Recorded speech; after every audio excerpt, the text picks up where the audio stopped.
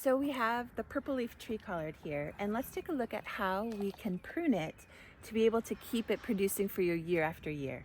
So if we take a look here, you're going to see on the trunk two distinct types of textures. This older wood gets kind of brown and woody, and you can see it's starting to get much tougher. And the new growth, it has this purple and it's much more supple. And so in order to keep your tree collards producing for many years, and I've heard reports of them being able to produce up to 20 years at a time, the key is to keep pruning into younger wood so that we can flush.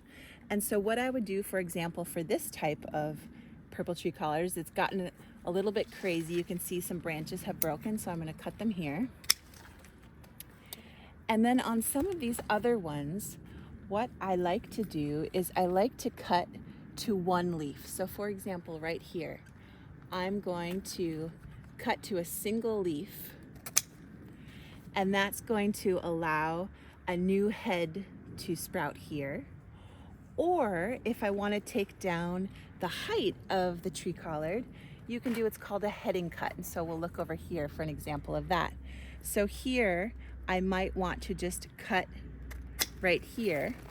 And what's going to happen now is this most likely is going to branch, and it's going to create multiple branches coming from this point. So a lot of it depends on how you want to grow. You can grow these in so many different ways. You can prune them to keep them short.